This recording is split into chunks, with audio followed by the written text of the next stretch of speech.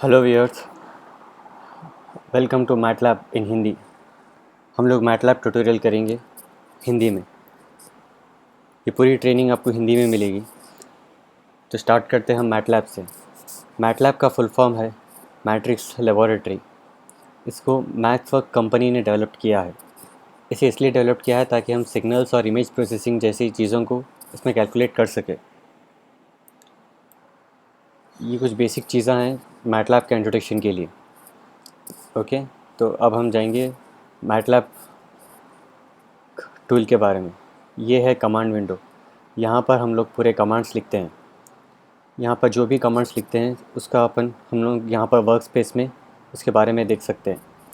और कौन सी current directory है जहाँ हम कोडिंग कर रहे हैं वो यहाँ पर देख सकते हैं हम करंट फोल्डर। ये होम है, ये प्लॉट्स है और ये ऐप्स है। ये जो टूल यूज़ कर रहे हैं मैटलैब का, ये आर 2014 है, जो लेटेस्ट है ईयर 2014 में। ये मैटलैब टूल हम लोग मैक पे कर रहे हैं। कोडिंग सेम रहेंगी विंडोज़ के लिए भी, बस आपको विंडोज़ की मैटलैब इंस्टॉल करना रहेगा।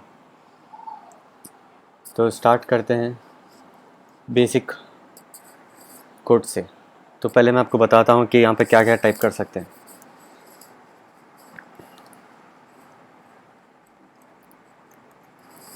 एक्स, अब एक नॉर्मली हम लोग यहाँ पे वेरिएबल डिक्लेयर कर सकते हैं, जैसा x Y set.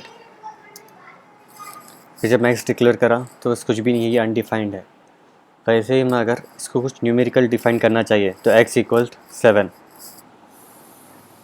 Comma y equals 7 comma set equals 10। जैसा कि आप यहाँ देख सकते हैं, मैंने तीन वेरिएबल डिक्लेयर किए हैं। X is equal to 7, y is equal to 7, z is equal to 10। जैसा कि मैंने कहा कि जो भी मैं यहाँ कमांड विंडो में डिक्लेयर करूँगा वो आपको यहाँ पर वर्क स्पेस में दिखेगा। जैसा देखिए यहाँ पे x is equal to 7, y is equal to 7 and z is equal to 10। इसकी वैल्यूज़ बताएंगी और वो मिनिमम वैल्यूज़ भी बताएंगे यहाँ पर। ओके, तो एक बेसिक अरिथमेटिक ऑपरेशन करेंगे हम लोग। X plus y equals 14। अब आप यहाँ पर देखेंगे कि मैंने यहाँ पर एक्स प्लस वाई करा है, जिसका आंसर बताया 14। अब यहाँ पर जो आंसर है वो भी फिर इस तरफ जाकर यहाँ पर स्टोर होता है आंसर। मैं क्लियर कर देता हूँ जी। देखिए जो भी स्टोर किया है ये हम लोग यहाँ पर देख सकते हैं। यहाँ पे आंसर में इसकी वैल्यू है, ये मिनिमम वैल्यू। और तो ये कमांड विंडो का यही है कि जो भी हम लोग यहाँ पर करेंगे वो वर्क स्पेस में हम लोग को वैल्यू स्टोर होकर बताएंगे, जिससे हम लोग को ईजिली एक्सेस करना रहेगा। ओके, अब जबकि हमने इतने कमांड लिख चुके हैं, अब खाली सिर्फ हमको अगर कमांड विंडो ही क्लियर करना है तो हम लिखेंगे CLC। अगर हम चाह रहे हैं कि वर्क स्पेस भी क्लियर होना है तो उसके लिए हम लिखेंगे क्लियर। देखिए पहले मैं CLC लिख कर बताऊँगा आपको। देखिए सिर्फ कमांड विंडो ही क्लियर हुआ है। वही अगर मैं जहाँ क्लियर लिखूँगा तो वर्क स्पेस भी पूरा एम्प्टी हो जाएगा। लेट्स सी, देखिए वर्क स्पेस भी क्लियर हो गया है। ओके, चलिए ये तो रहा बेसिक अरिथमेटिक जो नॉर्मली आप कैसा डिफाइन करते हैं। मैं आपको बताऊंगा कि ग्राफ भी कैसा हम लोग ड्रॉ कर सकते हैं मैटलैब की थ्रू। तो उसका कमांड है EZ प्लॉट। तो अब हम क्या कर रहे हैं, यहाँ पर देख रहे हैं कि ग्राफ्स कैसा उतार सकते हैं। मैटलैब की क्या खास बात है कि हम लोग यहाँ पर 1D 2D और 3D ग्राफ्स भी उतार सकते हैं। मैं आपको यहाँ पर अब सिर्फ बेसिक ग्राफ का एक इक्वेशन कमांड बताऊंगा। तो वो कमांड है EZ प्लॉट। लेकिन वो EZ प्लॉट उतारने से पहले आपको मैं इसका एरर बताता हूँ। पहले EZ प्लॉट भी बताऊंगा मैं। x कैप्स 3 माइनस,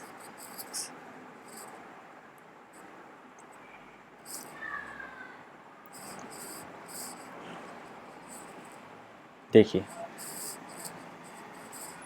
ये है EZ प्लॉट जो हमने यहाँ पे दिया है एक्स क्यूब। अब आप यहाँ पर देखेंगे कि ये बता रहा है एक्स क्यूब। अब हमने क्या इक्वेशन लिखा था, हमने इक्वेशन ऐसा लिखा था एक्स कैप 3 माइनस एस। जो भी हमको इक्वेशन लिखना है मैटलैब के लिए, अगर जो इक्वेशन हमारा रहा एक्स क्यूब माइनस 3, तो उसको हम मैटलैब में ऐसा लिखेंगे एक्स कैप्स 3। ये कैप्स हमको मिलेगा शिफ्ट 6 दबाने से। अगर हमने शिफ्ट प्लस 6 दबाया तो ये कैप्स आएंगे, जिसका मतलब रहेगा x⁻3। ओके, तो ये एक कमांड है जो ग्राफ लाने के लिए है, जो इस प्लॉट के लिए। वैसे और कई भी ग्राफ्स हैं साइनोसाइडल वेव्स लाने के लिए। चलिए अब देखेंगे हम दूसरे अरिथमेटिक इक्वेशन। अब एक अरिथमेटिक इक्वेशन हमारे पास ऐसा है, 3 स्क्वायर माइनस 5 + 4/2 प्लस 6 × 3। अब ये एक इक्वेशन है, अब हमें इसे लिखना है अब यहाँ पर। तो हम इसे कैसा लिखेंगे, 3 shift 6 minus sorry square, 3 square है, माइनस फिर ब्रैकेट 5 + 4 ब्रैकेट क्लोज, फिर लिखेंगे /2 प्लस 6। अब हमें लिखना है मल्टीप्लिकेशन। मल्टीप्लिकेशन के लिए हमारे पास सिंबल क्या है मैटलैब में, स्टार मार्क है। ये स्टार मार्क सिंबल है हमारा, ये मिलेगा हमको 8 के ऊपर, तो हमें शिफ्ट 8 दबाना चाहिए। 6 × 3 = आंसर। देखिए आंसर आया 22.5000। ओके, 0.5000। अब यही वैल्यू यहाँ पर स्टोर हो जाती है यहाँ पर आंसर में, देखिए। तो अब क्या करना रहेगा, अब हम लोग को ये इक्वेशन, ये आंसर कहीं और भी यूज़ करना है। तो हम सिर्फ उसको क्या करेंगे, सिर्फ answer square minus plus RT। अब मैं बताऊंगा कि इसका मतलब क्या है। ये इक्वेशन का मतलब है आंसर, ये जो भी आंसर आया है हम लोग पहले इसका स्क्वायर कर रहे हैं, और प्लस ये SQRT। ये SQRT का मतलब है स्क्वायर रूट ऑफ आंसर, ये जो है 22.5000। ओके, इसका है आंसर। Press enter. देखिए अब वैल्यू, पहले जो वैल्यू थी 22.5000, अब जाकर वैल्यू 510.99.34 हो चुकी है। देखिए वैल्यूज़ चेंज हो गए यहाँ पर। ओके, तो ये एक है। अब यहाँ पर हम लोग ट्रिग्नोमेट्रिक फंक्शन भी कर सकते हैं। अब एक ट्रिग्नोमेट्रिक फंक्शन हम लेते हैं कॉस और साइन के लिए। तो हम लोग क्या करेंगे, u = cos 10। अब हम यहाँ पर देखेंगे ट्रिग्नोमेट्रिक इक्वेशंस जैसे cos sin। तो ये इक्वेशंस देखेंगे हम लोग।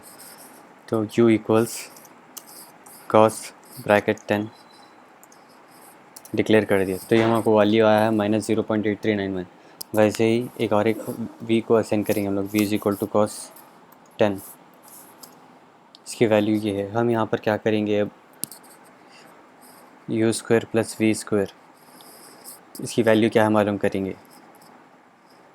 जैसा कि हमको मालूम है sin² + cos² = 1। Okay, so we'll do u² + v²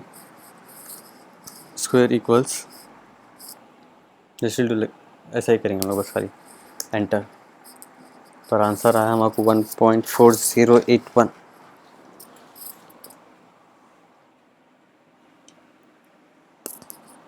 sorry, वो इसलिए आया है हम लोगों को कि हम लोगों ने v को भी cos 10 डिफाइन किया है। और यहाँ पर v की वैल्यू हम लोग चेंज करेंगे, v = sin 10। ओके, अब देखेंगे u² + v² देखें sin² थीटा + cos² थीटा की वैल्यू आई है 1। ये एक बेसिक ट्रिग्नोमेट्रिक फंक्शन है जो आज की क्लास के लिए।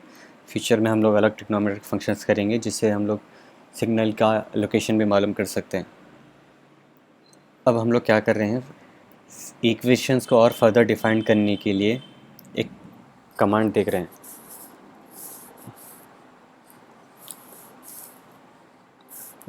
वो कमांड हम लोग लिखते हैं SYMS। SYMS का मतलब है सिंबॉलिक एक्सप्रेशंस। ओके, तो हम लोग पूरा कंप्लीट क्लियर कर लेते हैं इसको। सिंबॉलिक इक्वेशंस के लिए क्या करना है, पहले हम लोग को डिफाइन कर देना है कि हम लोग क्या एक्सप्रेशन ले रहे हैं। तो हम अगर हमारे इक्वेशन में दो टर्म्स हैं तो S Y M S x y ये डिफाइंड हो गए हैं कि S Y M S x y defined हो गए। अब हम लोग करेंगे कि एक्स माइनस वाई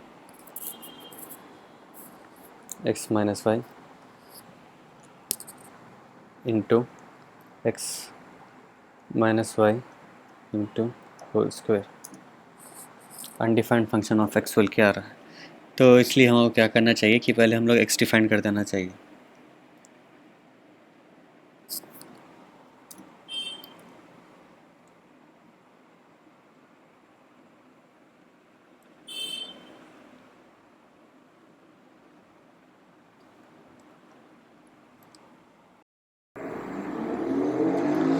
जैसा कि मैं आपको बता रहा था कि S Y M S symbolic expressions के लिए दिखते हैं, जैसा कि x minus y whole square, इसको एक्सपेंड करना है या इसको फिर एक्सपेंड से वापस लाना है, तो एस वाई एम एस करके पहले हम लोग डिक्लेयर करते हैं। तो वो डिक्लेयर करने के लिए हमको लिखना चाहिए S Y M S space x space y enter. अब यहाँ पर देखेंगे आप कि एक्स डिफाइंड हो गया है, वाई भी डिफाइंड हो गया है। अब एक स्मॉल इक्वेशन लिखेंगे x minus y bracket into x minus y bracket close whole square enter. अब यहाँ पर देखेंगे x minus y into x minus y whole square का आया है value x minus y whole cube. Okay, अब जैसा कि हम लोग की दो टर्म्स को मल्टीप्लाई कर कर एक टर्म बनाया है, वैसा हम लोग x minus y whole cube को एक्सपैंड भी कर सकते हैं। उसके लिए हमको लिखना चाहिए एक्सपैंड लिख कर, अब ये तो आंसर में आ गया तो सिर्फ हम आंसर लिख देंगे, पर यह नहीं आ रहा, कैरेक्टर है तो इसको हम, ये एरर आया है। ये एरर इसलिए आया है क्योंकि ये जो एक्सपैंड है ये for input arguments of type character के लिए है। तो एक्सपैंड लिख कर उसे ब्रैकेट में आंसर लिखना चाहिए। ओके, जैसा कि हमने ब्रैकेट में आंसर लिखते ही हमें x minus y whole cube का इक्वेशन यहाँ पर दिख गया है, x cube minus 3x square y plus 3xy square minus y cube. Okay, हम लोग फैक्टर्स भी निकाल सकते हैं। फैक्टर्स निकालने के लिए हमें लिखना है फैक्टर और ब्रैकेट में आंसर डिफाइन कर देना चाहिए। तो फिर ये वापस जाके आंसर जो एक्सपैंड हुआ है वो फिर उसको जाकर x minus y whole cube बन जाता है। ओके, अब क्लियर करके हम लोग नेक्स्ट टॉपिक पर जाएंगे।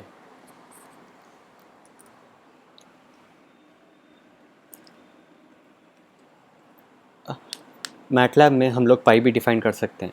पाई जो है पी आई, जो नॉर्मली अगर सिर्फ पाई डिफाइन करें तो उसका आंसर हमें अलग आता है, लेकिन अगर हमें टीटा में लिखना है तो उसे हमें लिखना चाहिए सिंबॉलिक एक्सप्रेशन में, एस वाई एम में लिखना है। लिखने से हमने टीटा की वैल्यू आती है। तो पहले हम लिखेंगे कॉस पाई बाई 2। देखिए इसकी वैल्यू आई है 6.123 ई पावर ऑफ -17। अगर इसको हम लोग एक्सपैंड करेंगे तो इसकी वैल्यू है 6.1232 कि ई की जगह पे आएगा 10 टू द पावर ऑफ -17। ये रहेंगी इसकी वैल्यू जो नॉर्मल टर्म्स में, पर हमें वैल्यू चाहिए टीटा में। तो उसके लिए हम लोग क्या करेंगे, cos bracket S Y M bracket, ये हमें लिखना है सिंगल कोटेशन में। जब हमने ब्रैकेट में आ गया तो हमें लिखना है single quotation pi by 2, quotation close bracket close, एक और एक ब्रैकेट क्लोज और एंटर। जैसा कि हम लोग जानते हैं पाई की वैल्यू है 180 डिग्री, 180 डिग्री का बाई 2 है 90, और कॉस 90 की वैल्यू है इज इक्वल टू 0। ओके, अब हम लोग चलते हैं दूसरे टॉपिक पर कि कॉस की तो वैल्यू हमने टीटा की मालूम कर ली है कि अगर हमें टीटा में मालूम करना है तो एस वाई एम लिख कर पाई बाई 2 लिखती है सिंगल कोटेशन में, तो आपको वैल्यू आ जाएंगी टीटा में। अब हम लोग दूसरा कैलकुलेट करेंगे, जैसा कि है नॉर्मली 1/2 प्लस 1/3 इक्वल्स, इसकी वैल्यू आती है 0.8333 जो है इरेशनल, और हमें चाहिए रैशनल में, हमें चाहिए पी बाई क्यू फॉर्म में इसकी वैल्यू आए। तो हम लोग करेंगे इसे S Y M single quote 1/2 close the bracket plus फिर SYM 1/3, इसकी वैल्यू आ गई है 5/6। हम लोग चाहे तो इसे ऐसा भी लिख सकते हैं, SYM 1/2 plus 1/3 quotation close bracket close enter. आपने वैल्यू यहाँ पर देख लिया है 5/6। सो ये SYM हमें मदद करता है कि हम लोग आंसर को पॉइंट डेसिमल से जाकर P/Q फॉर्म में लेके आए। अब मैं आपको दूसरा टर्म बताऊंगा यहाँ पर VPA का मतलब है वेरिएबल प्रिसिशन अरिथमेटिक। अब जैसा कि कुछ वैल्यू है, समझिए कि 6.9999 टिल इन्फिनिटी है, तो पर हमें चाहिए सिर्फ 3 टर्म्स या सिर्फ 5 टर्म्स तक। तो VPA के हेल्प से हम लोग टर्म्स फिक्स कर सकते हैं, इन्फिनिटी तक लाने की हमें ज़रूरत नहीं पड़ेगी।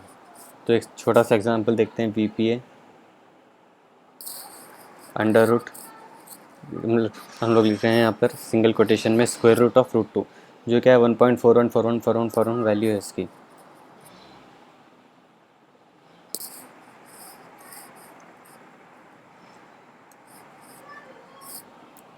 और हमें कहाँ तक, कितने टर्म्स तक चाहिए वो हम लिख देंगे यहाँ पर 50, कि हमें 50 फ्रॉम डेसिमल पॉइंट से हमें 50 टर्म्स तक चाहिए, एंटर। और यहाँ पर देखेंगे पॉइंट से लेकर सिर्फ यहाँ तक ये पूरे 50 डिजिट्स है। अगर हमें चाहिए वही इक्वेशन पे सिर्फ 10 तक, तो 1 लिख दीजिए, ठीक है। 1.41421356 वेरिएबल प्रिसिशन अरिथमेटिक के थ्रू हम लोग टर्म्स को ट्रिम कर सकते हैं कि जो अननेसेसरी टर्म्स हमें नहीं चाहिए।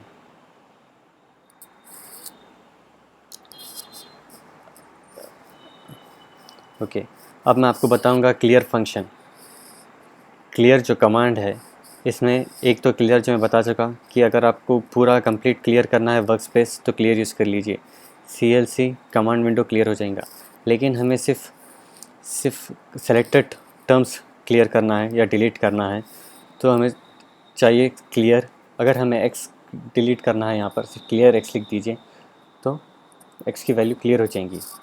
देखेंगे CLEAR स्पेस x, एंटर। जैसा कि आपने देखा यहाँ पर वर्क स्पेस में x की वैल्यू क्लियर हो गई है। वैसे y की वैल्यू भी हम लोग क्लियर कर सकते हैं, CLEAR space y। Okay, complete clear करना चाह रहे तो CLEAR, तो पूरे वैल्यूज़ क्लियर हो जाते हैं।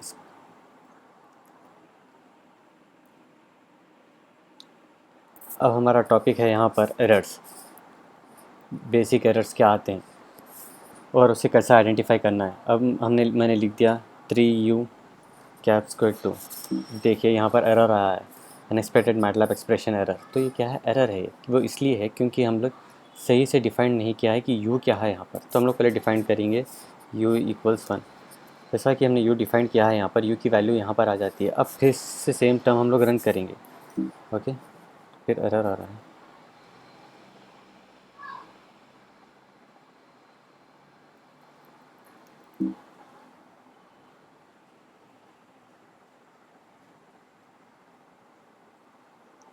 देखिए यहाँ पर एरर क्यों आ रहा है, वो इसलिए आ रहा है क्योंकि हमने क्या किया, 3u² मालूम करने के लिए किया था, लेकिन हमने मैटलैब में से सही तरह एक्सप्रेस नहीं करा। इसको चाहिए हम लोग 3 स्टार u कैप्स स्क्वायर।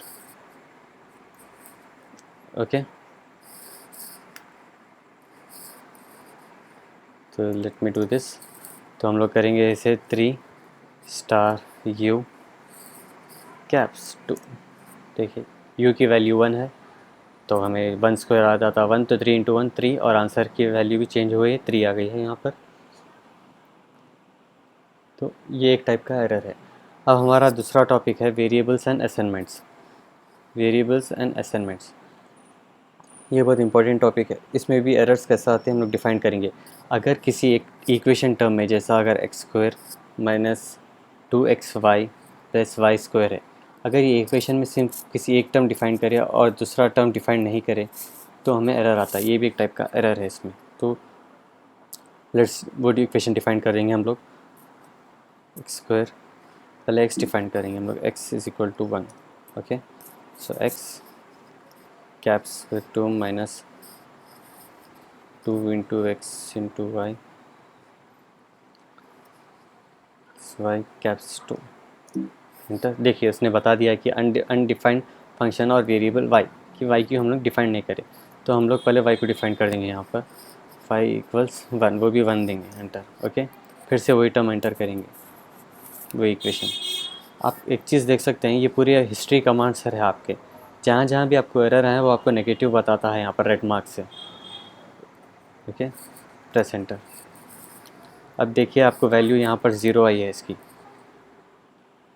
तो आप मालूम कर सकते हैं कि एरर क्या है, कि ये जो भी टर्म्स हम लोग डिफाइन नहीं करते उससे ही हम लोग एरर आता है, कि बेहतर ये है कि पहले हम लोग वेरिएबल्स को सही तरह से डिफाइन कर कर उसे क्रॉस चेक करें।